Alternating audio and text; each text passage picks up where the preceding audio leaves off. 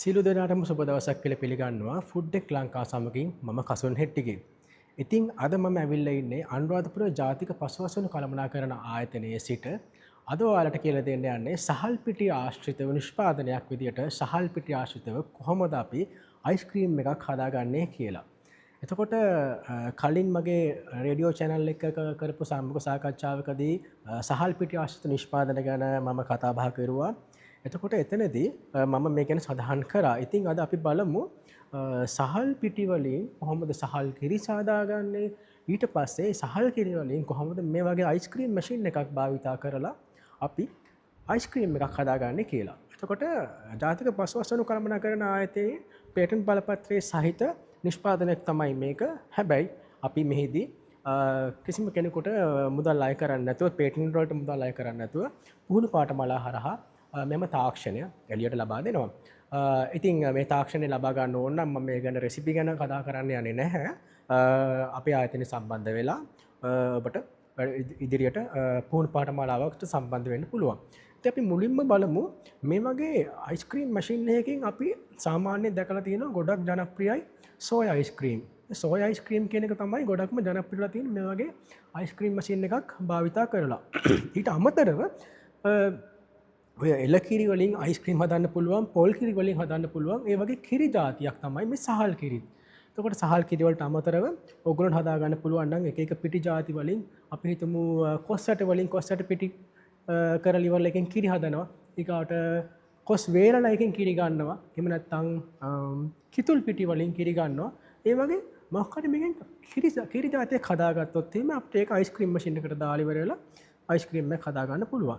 එතකොට අපි සහල් රාශිත නිෂ්පාදනය විදියට සහල් පිටි වලින් කිරි එකක් හදලා ඒකෙන් තමයි අයිස්ක්‍රීම් එක හදලා තියෙන්නේ. ඉතින් මේකෙන් අපි කියනවා සහල් රයිස් අයිස්ක්‍රීම් එක රයිස් ක්‍රීම් කියලා. ඉතින් මේ මැෂින් එකෙන් තමයි අපි ඒක හදාගන්න යන්නේ. එතකොට සාමාන්‍යයෙන් මේකෙදි අපිට විවිධ අමුද්‍රව්‍ය අවශ්‍ය වෙනවා. අපිට මුලින්ම අවශ්‍ය වෙන්නේ සහල් කිරි හදාගන්න එක. සහල් කිරි හදාගන්නකොට ඒක ඉතාමත්ම පහසුයි. හැබැයි මෙතනදී ගන්නේ තෙත හාල් පිටි. තෙත හාල් පිටි තමයි ගන්නෙ. එතකොට සාමාන්‍යයෙන් තෙත හාල් පිටි ග්‍රෑම් 600කින් අපිට ලීටර් 5ක් පමණ සහල් කිරි සකසා ගන්න පුළුවන්. ඊට අමතරව අවශ්‍ය වෙනවා අපිට එතකොට තෙත හාල් පිටි ජලය අවශ්‍ය වෙනවා සහල් කිරි හදාගන්න. ඊට අමතරව අපි සීනි භාවිතා කරනවා, ග්ලූකෝස් සිරප් භාවිතා කරනවා. ඊට අමතරව අපි මාර්ගරින් හෝ බටර් භාවිතා කරනවා. මෙතනදී බටර් වලින් කිරි රස ගොඩක් එනවා.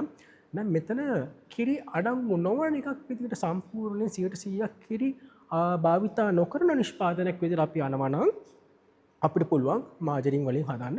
අපිට කිරි රස පොඩ්ඩක් විතර අඩු වෙනවා. අපිට ඒක මිල්ක් ෆ්ලේවර් එක භාවිතා කරලා චුට්ටක් හදා ගන්න පුළුවන්. ඉතින් ඊට පස්සේ අපි මේකට පාවිච්චි කරනවා ලෙසිතීන්. ලෙසිතීන් සාමාන්‍යයෙන් එලකිරි වලින් හදන අයිස්ක්‍රීම් වලට තමයි ගොඩක් අවශ්‍ය වෙන්නේ. අර තෛලෝදකාරකයක් විදියට. ඒ කියන්නේ ඉමල්ෂන් ස්ටැබිලයිස් එකක් විදියට. හැබැයි දැන් මෙතන මේදී ඉතාමත්ම කුඩා ප්‍රමාණයක් තමයි අවශ්‍ය වෙන්නේ අපිට. ඒක හින්දා ලෙසිතීන් ඇතුව හෝ නැතුව අපිට අයිස්ක්‍රීම් එකක් හදා ගන්න පුළුවන්. අර ව්‍යුහය පොඩ්ඩක් ඒ කියන්නේ අයිස්ක්‍රීම් එක අපි කනකොට තියෙන අර සොෆ්ට්නස් එකෙන් පොඩ්ඩක් වැඩි කර ගන්න පුළුවන් අපිට ලෙසිතීන් පාවිච්චි කරොත්. ඊට අමතරව අපි පාවිච්චි කරනවා ලෙසිතීන් වලට අමතරව ක්‍රෙමඩාන් කියලා එකක්. මේ ක්‍රෙමඩාන් වලින් කරන්නේ මේක සොෆ්ට් අයිස්ක්‍රීම් එකක් නේ. එතකොට මේ සොෆ්ට් අයිස්ක්‍රීම් එකක් වුණාම මේ අයිස්ක්‍රීම් එක හොඳට ස්මූත් එකට තියෙන්න ඕන. මේක අපි හිතමු අයිස්ක්‍රීම් එක කනකොට අපිට හැපෙනවා නම් අයිස් ක්‍රිස්ටල්ස් වගේ අයිස් කැට වගේ හැපෙනවා නම් ඒක අයිස්ක්‍රීම් එකේ ක්වොලිටි එකට එච්චර හොඳ නැහැ. ඒකින් හින්දා ඒක අයිස් ක්‍රිස්ටල් හැදෙන එක නතර කරගන්න අපි දානවා ක්‍රෙමඩාන් වගේ දේවල්. ඊට අමතරව අපි පාවිච්චි කරනවා වැනිලා වගේ රසකාරක, ඊගාට චොකලට් පවුඩර්, අපිට කොකෝ පවුඩර් පාවිච්චි කරන්න පුළුවන්. දැන් මේක ඇවිල්ලා නොසල් 3ක් තියෙනවා. එතකොට එක ෆ්ලේවර් එකක් අපිට වැනිලා පාවිච්චි කරන්න පුළුවන්. එක ෆ්ලේවර් එකක් චොකලට් පාවිච්චි කරන්න පුළුවන්. මේ මැද එකෙන් චොකලට් වනිලා මික්ස් කරලා ගන්න පුළුවන්. ඕන අපිට ස්ට්‍රෝබෙරි ෆ්ලේවර් එක වගේ දාලා ඉවරලා එහෙම අර ගන්නත් පුළුවන්. එතකොට චොකලට් පවුඩර් වැනිලා එකෙන් දානවා නම් වැනිලා පවුඩර් එක තමයි පාවිච්චි කරන්නේ. අර එසෙන්ස් එක ලික්විඩ් එක පාවිච්චි කරන්නේ පවුඩර් එක තමයි මෙතනදී වඩාත්ම යෝග්‍ය වෙන්නේ. ඊට අමතරව අපි රස හදාගන්න ලුණු ඉතා ස්වල්ප ප්‍රමාණයක් අපි මේකට දානවා. එතකොට ඔය ටික තමයි සාමාන්‍යයෙන් අපි ඉන්ග්‍රීඩියන්ට්ස් විදියට, ඒ කියන්නේ අමුද්‍රව්‍ය විදියට පාවිච්චි කරන්නේ. ඊට පස්සේ මේ අමුද්‍රව්‍යත් එක්ක දැන් අපි සහල් කිරි සකසා ගන්නකොට සහල් පිටි කියන්නේ දැන් තෙත හාල් පිටිනේ ගන්න. මේ තෙත හාල් පිටි තමයි හොඳටම වතුරේ දිය වෙන්නේ. ඒක තමයි අපි තෙත හාල් පිටි ගන්නෙ.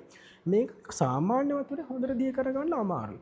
දැන් මද රස්නෙදි තමයි මේක දාන්න ඕන. එතකොට ලිපේ තියලා හැඳි ගාන ගමන් මේ විදියට දැන් මේ මම පෙන්නන්න වීඩියෝ ක්ලිප් එකක් මේ විදිහට තමයි අපි හැඳි ගා ගන්න ඕන. ලිපේ තියලා ක්‍රමක්‍රමයෙන් මේක හොඳට දිය වෙනකල් හැඳි ගා ගන්නවා. හැඳි ගාලි වල අපිට ග්ලූකෝස් සිරප් මේකට කලවම් කරලා හොඳට දිය කරගන්න පුළුවන්. මේ ග්ලූකෝස් සිරප් සීනි වලට අමතරව දාන්නේ දැන් මේක අයිස්ක්‍රීම් එක කෝන් එකකට දාලා කන්නේ සොෆ්ට් අයිස්ක්‍රීම් එකක්. එහෙනම් කෝන් එකකට දාලා තමයි කන්නේ. කෝන් එකකට දාලා කනකොට අඩුමතරම මේ අයිස්ක්‍රීම් එක කාලා ඉවර වෙනකල්වත් මේක දිය වෙන්න තුරු තියෙන්න ඕනේ. ඒ කියන්නේ අයිස්ක්‍රීම් එකේ ටෙක්ස්චර් එක අපි එකට කියන්නේ අයිස්ක්‍රීම් එකේ බොඩි එක මේක පොඩ්ඩක් ඝනකම. ඒ කියන්නේ ෆර්ම් තියාගන්න තමයි ග්ලූකෝස් සිරප් දාන්නේ. එතකොට ග්ලූකෝස් සිරප් දානවා. ග්ලූකෝස් සිරප් දාලා ඉවර වෙලා අපිට බටර් කලවම් කරන්න පුළුවන්.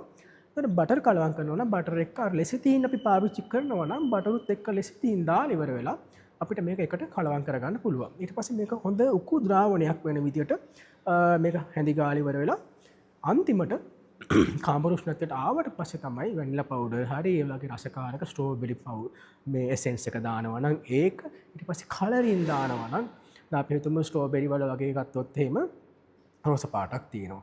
ඒකට ඒ වගේ කලරින් දානවා නම් කාමර උෂ්ණත්වයට නිවුනට පස්සේ තමයි මේ කලරින් දැමීම සිදු කළ යුත්තේ. මොකද මේවා සාමාන්‍යයෙන් උෂ්ණත්වය හැමුවේ වියෝජනය වෙන්න පුළුවන්. ඉතින් ඊට පස්සේ දැන් මේ අයිස්ක්‍රීම් මැෂින් එකට දාන්න කලින් දැන් මේක හදාගත්තම මෙන්න මේ වගේ දැන් මේ වීඩියෝ ක්ලිප් එකේ පෙන්වන විදිහට මේ වගේ උකු ද්‍රාවණයක් තමයි අපිට හම්බෙන්නේ. එතකොට මේක අපිට හැන්දෙන් අරගෙන බලන්න පුළුවන් කොච්චරද උකු ගතිය තියෙන්නේ කියලා. ඊට පස්සේ මේක සාමාන්‍යයෙන් ඒත් කැටි තියෙන්න පුළුවන්. එහෙනම් මේක අයිස්ක්‍රීම් මැෂින් එකකට දාන්න කලින් අපි හොඳට බ්ලෙන්ඩ් කරගන්න ඕන. ඒ බ්ලෙන්ඩ් කරගත්තට පස්සේ අපිට මේ අයිස්ක්‍රීම් මැෂින් එකට මේක දාන්න පුළුවන්. දැන් මේකේ අපිට ලීටර් 10 ටැංකි දෙකක් තියෙනවා. අපිට එතකොට සාමාන්‍යයෙන් ලීටර් 10 දෙයක් ලීටර් 20ක් සාමාන්‍ය අයිස්ක්‍රීම් 150 200 අතර ප්‍රමාණයක් අපිට මෙතනදී හදාගන්න පුළුවන්. ඊගාවට දැන් මේක අපිට හොඳට බ්ලෙන්ඩ් කරලා ඉවර වෙලා අයිස්ක්‍රීම් මැෂින් එකට දානවා. අයිස්ක්‍රීම් මැෂින් එකට දාලා ඉවර වෙලා අපි සාමාන්‍යයෙන් මේ වගේ කෝන් එකක් පාවිච්චි කරලා තමයි මේක ගන්න. එතකොට දැන් මේ අයිස්ක්‍රීම් මැෂින් එක ගත්තොත් මේක ඔටෝමැටික් විදිහට මේක ඒ අදාළ මේ උෂ්ණත්වයට අරගෙන ඒක හයි වුණාට පස්සේ අපිට අයිස්ක්‍රීම් මැෂින් එකෙන් මෙන්න මේ ආකාරයේ ලිවර් එක ප්‍රෙස් කරලා ඉවර වෙලා අරගන්න පුළුවන්.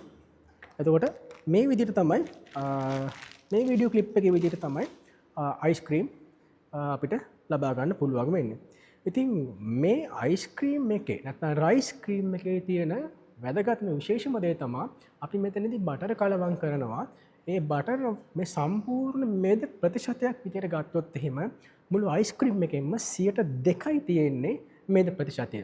සාමාන්‍ය අයිස්ක්‍රීම් එකක් අපි එලකිරි වලින් හදන අයිස්ක්‍රීම් එකක් කියලා හිතමු.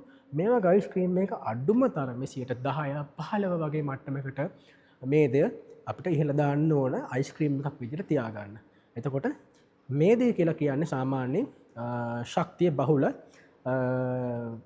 පෝෂකයක්. එතකොට සාමාන්‍යයෙන් 1 ග්‍රෑම් එකකින් කිලෝ කැලරි 9ක් විතර හම්බ වෙනවා. එතකොට මේදේ බහුල වෙනවා කියලා කියන්නේ මේක පෝෂණයට වඩා අපිට ශක්තිය තමයි හම්බෙන්නේ. ඒ කියන්නේ ජංක් ෆුඩ් කියලා කියන්නේ වැඩිපුර ශක්තියක් තමයි හම්බෙන්නේ. ඒ කියන්නේ ශක්තියක් හම්බ වෙනවා කියලා කියන්නේ මේක අර ගොඩක් කන්න හොඳ නෑ අයිස්ක්‍රීම් එක. මේ වගේ දෙයක් ගත්තොත් එහෙම 2% වගේ තමයි අසාමාන්‍යයෙන් ෆැට් එක තියෙන්නේ. ඒ හින්දා ලොකු ඉෆෙක්ට් එකක් වෙන්නේ නැහැ. සාමාන්‍යයෙන් දිය වැඩියාව තියෙන එක්කෙනෙකුට උනත් කන්ට්‍රෝල් එකක් තියාගෙන ඉන්නවා නම් අයිස්ක්‍රීම් එකක් කන්න පුළුවන්. එහෙම ගැටලුවක් එන්නේ නැහැ. ඉතින් අනිත් එක තමයි මේක කුඩා හා මධ්‍යම පරිමාණ ව්‍යවසායකයන්ට හොඳ අවස්ථාවක් වෙනවා. මේ වගේ මැෂින් එකක් අරගෙන සෝයා අයිස්ක්‍රීම් කරනවා වගේම ඒ කරන කට්ටියටත් පුළුවන් ඕනනම් සහල් කිරි හදාගෙන සහල් කිරි වලින් අයිස්ක්‍රීම් එකක් හදාගන්න.